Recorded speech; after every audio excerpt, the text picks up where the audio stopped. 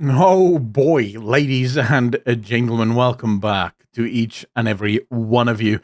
Yesterday was quite a ride.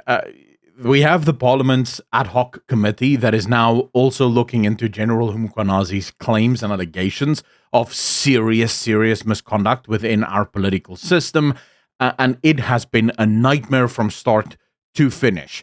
So before the thing could even get started, right, we had the EFF have a huge complaint, literally their commander-in-chief, Julius Malema, saying that the affidavit by General Mkhwanazi was not proper for the ad hoc committee because there was an established agreement between the Madlanga Commission, which is the president's commission into Mkhwanazi's allegations, and the ad hoc committee that they would share information with one another.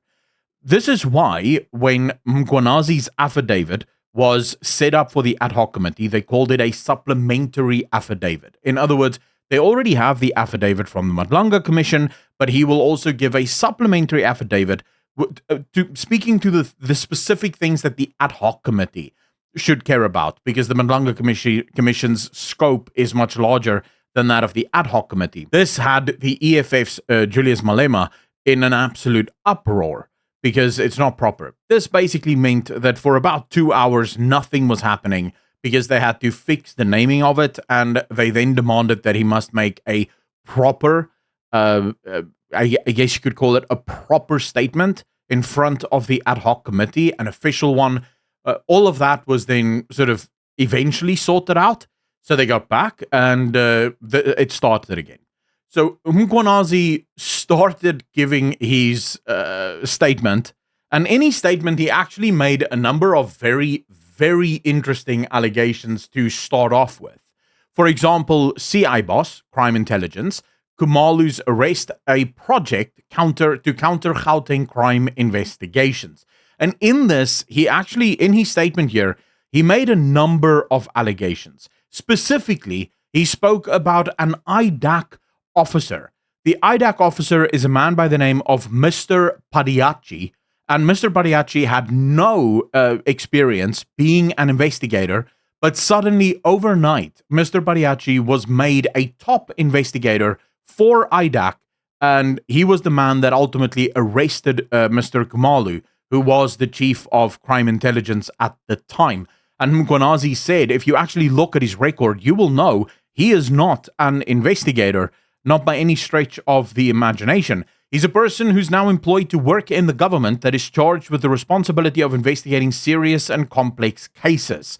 Mkhwanazi added that if he could cross-question IDAC head Andrea Johnson, he would prove that arresting Khumalo was part of a project to protect criminals in Gauteng.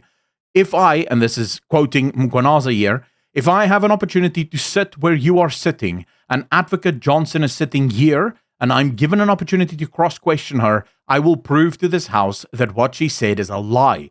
Khumalo's arrest is a project. It's a project to counter the criminal engagement in Gauteng. This letter of the closure of the political killings task team is a project aimed at stopping my investigation. He effectively also makes the claim that all of this stretches from the Western Cape, where the DA runs everything, all the way to Gauteng. So effectively, the entire country. Now, Mkhwanazi actually doubled down on this when you go into the actual minutes of the parliamentary meeting. So Mkhwanazi, shortly after he started, he demanded the recusal of one Collar Bernard.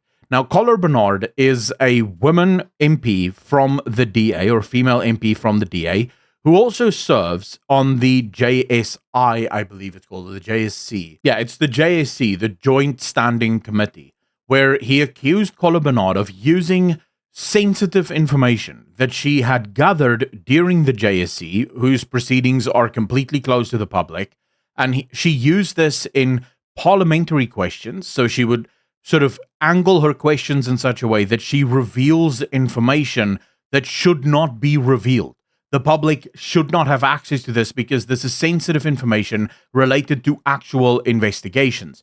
Mkhwanazi says that Collar Bernard has done this, that directly has impact on a lot of active investigations in South Africa. But the biggest bombshell of all was when the committee ejected journalists and media from the proceedings, effectively closing the door and having secret meetings about the statements. Now, according to the committee, the official reasoning given is at a stage where General Mkhwanazi was supposed to be making his statement, it appeared that there were some defects, or if you want to call it typologies, on the document. This, in the understanding of the committee, was supposed to be a parliament document. There were some aspects of the statement which made references to the statement that was deposed by the general at the Madlanga Commission. It becomes a difficulty, and you know some of the things. You have to do them electronically and so on. So that's why we allowed the team to go and conclude on those issues. But there is a problem with this.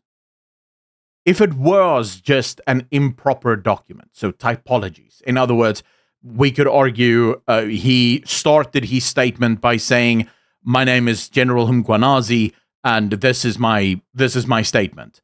But he should start by saying, "Thank you to the Parliament Ad Hoc Committee on this date and the name of the committee. Thank you to all of the members," because it has to be an official document. Why are reporters asked to vacate the premises? These are typologies. They're small errors in the statement. Now, in this, we're going to start speculating. And I fully understand that speculation is very, very dangerous.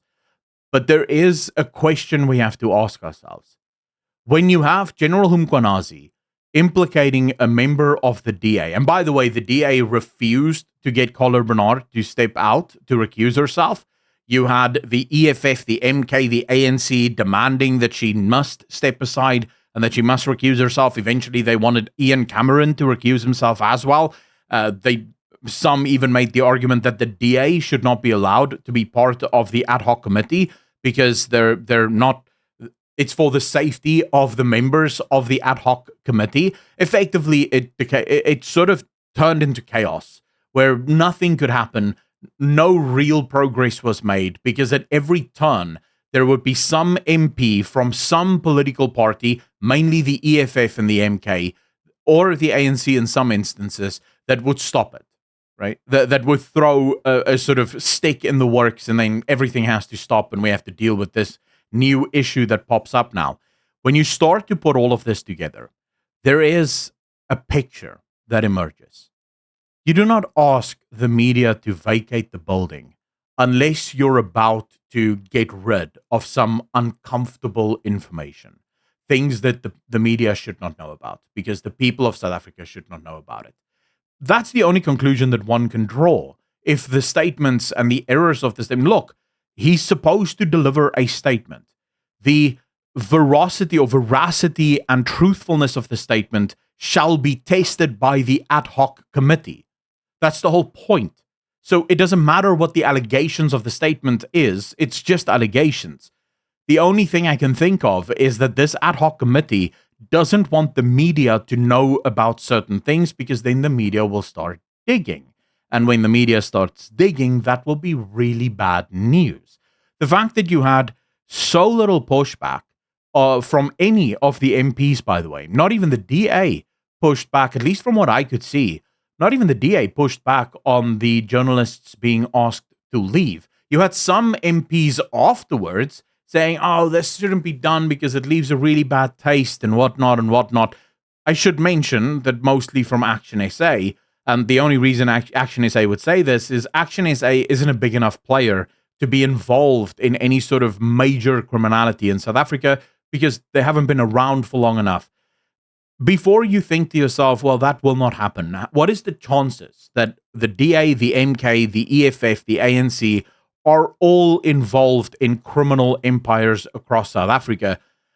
I would say, first, think about criminal empires not as one thing, but as multiple mafias, all fighting for control and all fighting for their piece of the pie.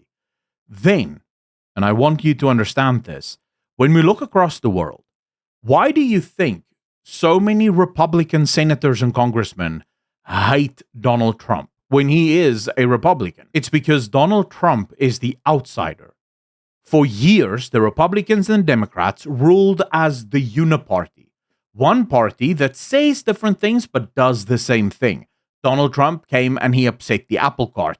You have the same thing happening in the UK. You have Labour and the Tories, but no matter who is in charge, they do the same things. Exactly the same things happen. They say different things in public to get different people to vote for them, but when they get into office, they follow the exact same playbook. The people in charge of our world aren't the politicians. It's not even us. We don't actually vote for people to represent us. We vote for people to represent the rich and the filthy rich. We're talking about people that most of you would never even have heard of. People whose names are whispers to the world.